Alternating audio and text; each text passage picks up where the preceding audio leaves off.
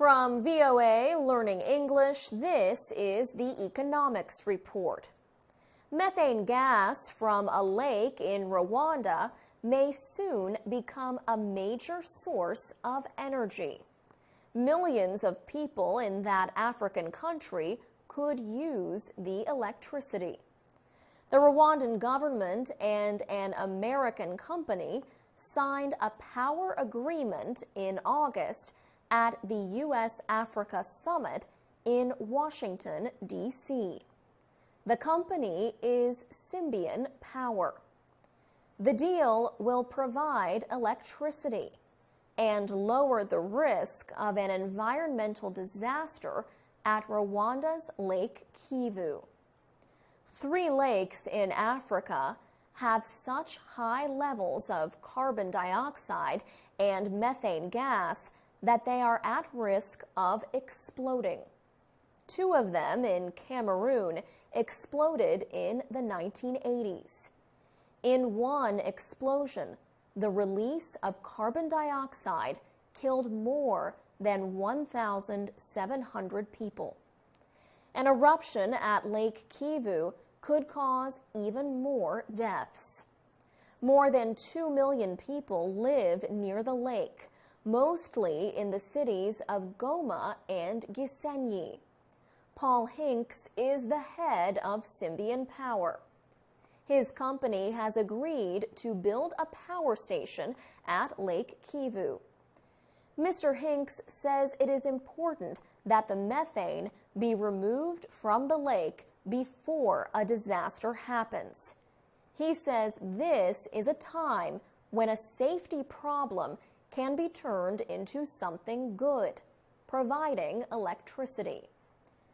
Some experts say the Mount Nyiragongo volcano near Goma creates a special risk.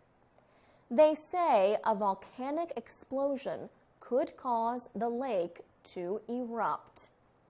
Mount Nyiragongo has erupted several times in the past. Scientists agree that the methane levels must be lowered in Lake Kivu. But pumping processes can also lead to gas releases. Mr. Hinks says Symbian Power will work to remove the gas safely. He says the company already has experience working in difficult places. For VOA Learning English, I'm Alex Villarreal.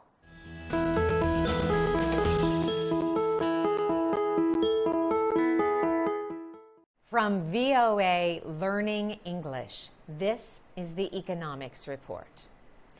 The debt crisis in Greece has gained the world's attention.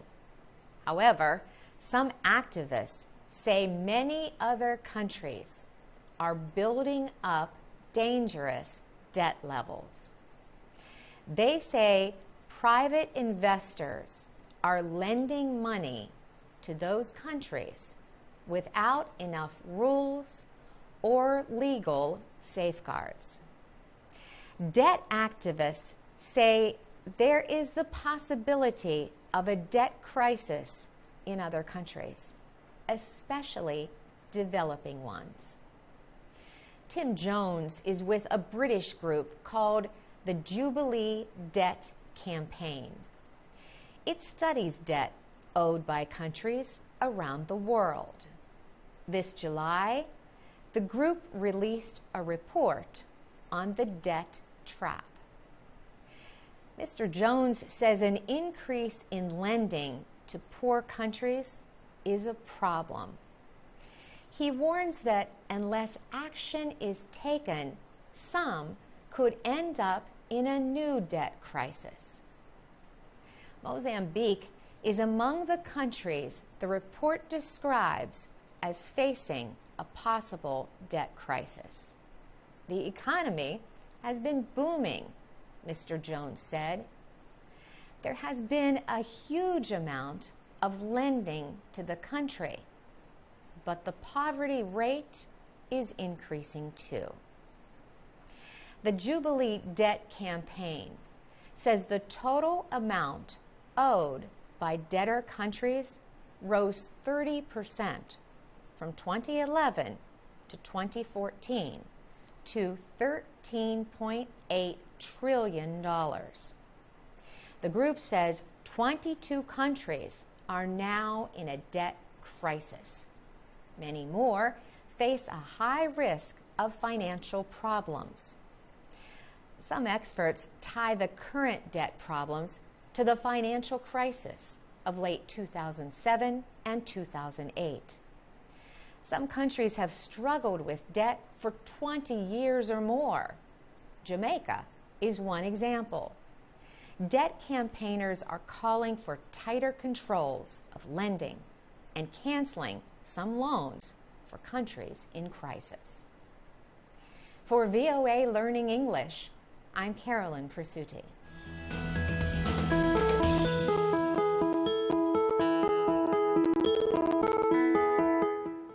From VOA Learning English, this is the Economics Report. A group of international aid, religious, and other groups is calling for debt cancellation for Nepal. The country is struggling with the effects of a powerful earthquake on April 25th that struck the central part of the country near the capital, Kathmandu. More than 8,000 people died in the quake. The United Nations says 8 million people, more than 1/4 of the country's population, have been affected by the disaster. Jubilee Network USA is a coalition of religious and aid groups that works to end extreme poverty. The group, a non-governmental organization, or NGO, says Nepal owes a total of $3.8 billion to foreign creditors, including the World Bank and the Asian Development Bank. The coalition's executive director, Eric Lecomte, says Nepal was repaying $220 million a year to international lenders before the quake. He says money to repay Nepal's debt should go to repair, rebuild, and help the nation recover. Mr. Lecomte says international lenders have canceled millions of dollars in debt owed by the West African nations hit hard by the Ebola crisis. He says he believes the debt relief programs should come with requirements for greater openness and accountability.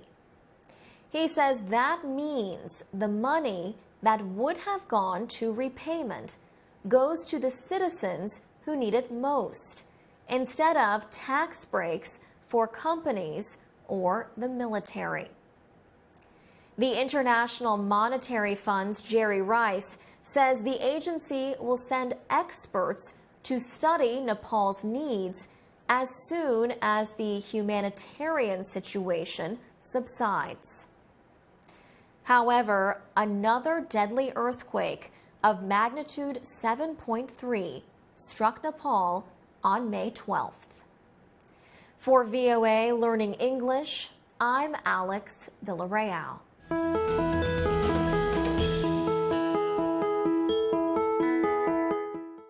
From VOA Learning English, this is the Economics Report. The world is getting older. As more people retire each year, fewer working-age people will be there to replace them. This has effects not only in the workplace, but in the world of finance.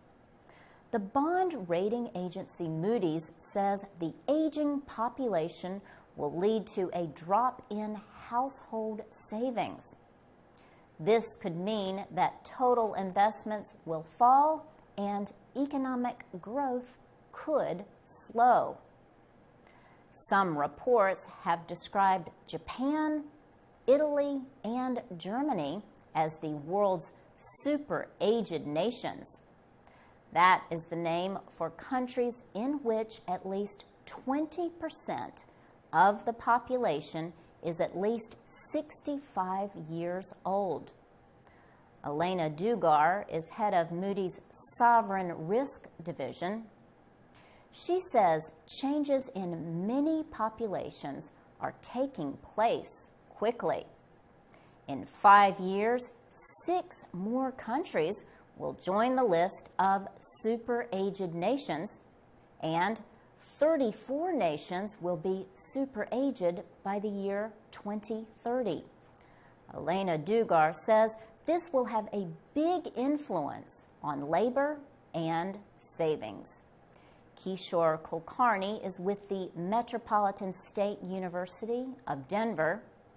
He says immigration is one way to reduce the effects of an aging population. Older adults spend money differently than younger ones, and experts say the difference affects the economies of countries. But Kishore Kulkarni believes that specialized career training and productivity gains from technology could make up for the drop in the number of workers. He also says that an aging population will be less of a problem in countries where older people are highly valued. And most experts agree that young workers will have to work longer and retire later than today's older workers. For VOA Learning English, I'm Laurel Bowman.